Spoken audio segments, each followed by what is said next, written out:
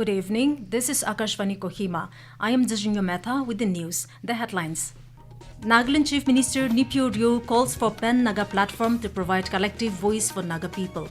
Union Minister Amit Shah launches country's first central bank's digital currency. Situation in Moava village reportedly under control. Chakroma Public Organization issued situation report. And the centre announces launch of PM RAHAT, road accident victim hospitalization and assured treatment scheme. And now the news in detail. Nagaland Chief Minister Neiphiu today asserted the need to work towards a Pan-Naga platform to provide a collective voice for the Naga people. Mr. Ryu emphasized that true unity does not mean uniformity but recognizing shared destiny despite differences. The Chief Minister was speaking at the Lui Ngai Ni celebration at Ukrul Headquarters Ground in Manipur, organized by the United Naga Council and hosted by the Tangkhul Nagalong. Extending Lui Ngai Ni greetings, he said the occasion was not merely a festival but a reaffirmation of Naga identity and heritage. Mr. Ryu said that geography may define administrative arrangements, but it cannot diminish the ties of kinship, culture and faith that unite the people, and therefore there is a need to work towards a Pan-Naga platform to provide a collective voice. Referring to the merger of the Nationalist Democratic Progressive Party and the Naga People's Front on October 21, 2025, under the common cock symbol, he termed it a historic moment in the political journey of the Naga people. Mr. Ryu further congratulated Losa Dikho on his induction as Deputy Chief Minister of Manipur, calling it a matter of pride for the party and the Naga people. The Chief Minister reiterated the aspiration for integration of all contiguous Naga inhabited areas under one administrative umbrella, recalling that the Nagaland Legislative Assembly had passed 6 resolutions between 1964 and 2018 supporting the demand. Union Home Minister Amit Shah has reaffirmed the Narendra Modi's government's commitment to the agricultural community. Mr. Shah was speaking after launching the country's first central bank digital currency CBDC-based public distribution system at Mahatma Mandir in Gandhinagar, Gujarat today. He countered the opposition's claims, asserting that the interests of farmers, cattle rearers and fishermen have been safeguarded in both the India-US trade deal and the India-EU free trade agreement. European union के साथ हुए FTA और American trade deal In both the FTA, free trade agreement with the European Union and the American trade deal, Narendra Modi ji has completely secured the farmers. No one needs to worry. Today, once again, I want to assure the fishermen, the livestock farmers and the tillers, the farmers of India, that the leader of the Bharatiya Janata Party, Narendra Modi, can never compromise your interest. It is impossible. Narendra Modi कर ही नहीं सकते, ये असंभव है. The Union Minister expressed confidence that the new digital token-based distribution system would eliminate corruption within the public distribution system and bring much-needed transparency to the delivery process. The system will provide beneficiaries with digital wallet tokens containing item name, quantity and price details. The situation in Moava village is reportedly under control, with no reports of further escalation following a violent confrontation between Moava villagers and the Chakroma Public Organization that left many injured. Confirming this report, a police official said that adequate security forces have been deployed in the affected area to maintain law and order. In the wake of the recent clash, Moava Village Council Chairman Satminlal Vaipai informed that it plans to resolve the issue through dialogue between the affected parties, including the district administration. He added that the primary cause of the unfortunate incident was not an attempt to hinder developmental works, but rather an unresolved dispute over a specific plot of land. The council chairman appealed to the citizens of Nagaland to refrain from communalizing the incident.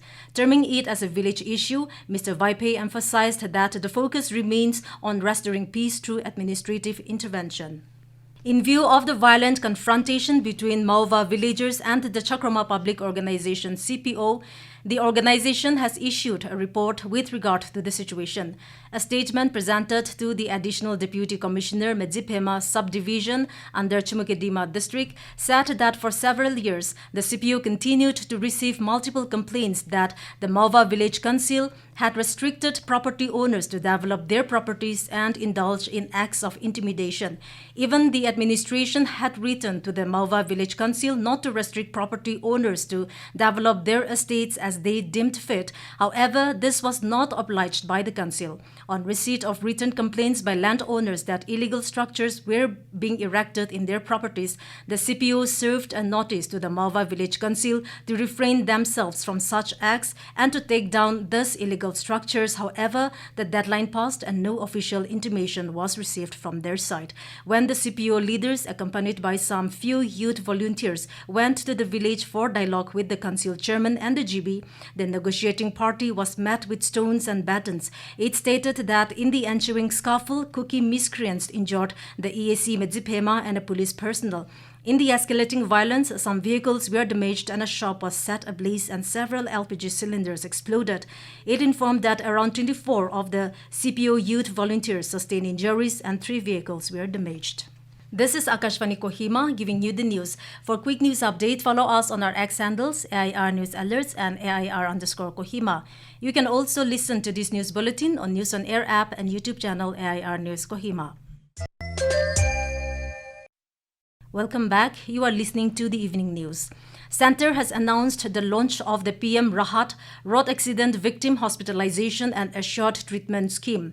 Under the scheme, every eligible road accident victim on any category of road will be entitled to cashless treatment up to 1,50,000 rupees per victim for a period of 7 days from the date of the accident. Road Transport and Highways Ministry said that the decision underscores the government's commitment to assuring that no life is lost due to lack of immediate medical assistance after a road accident.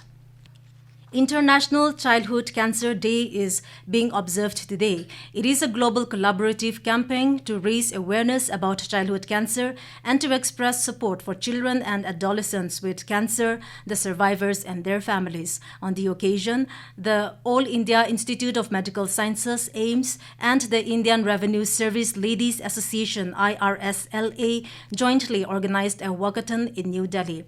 The event witnessed a gathering of cancer survivor children with their parents at India Gate, followed by a cultural performance by the children.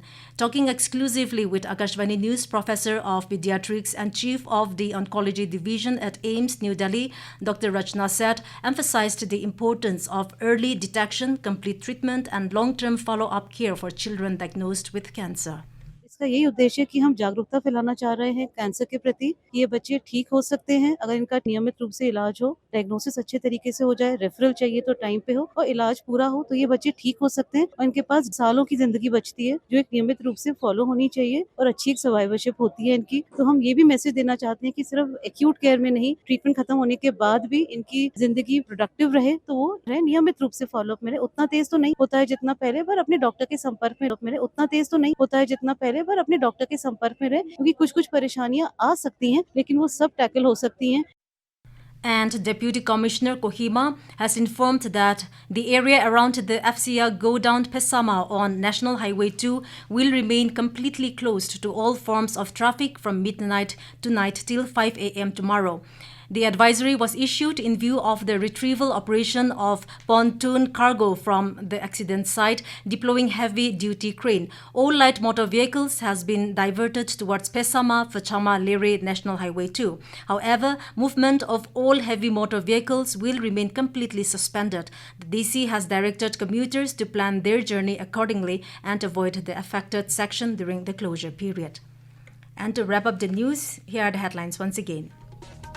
Nagaland Chief Minister Neiphiu calls for Pan-Naga platform to provide collective voice for Naga people.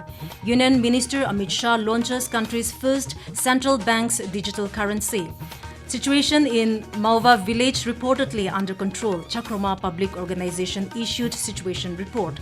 And the center announces launch of PM RAHAT, Road Accident Victim Hospitalization and Assured Treatment Scheme. That is all we have in this evening news bulletin. We will be back with the morning English news at 7:30 tomorrow. Have a pleasant night.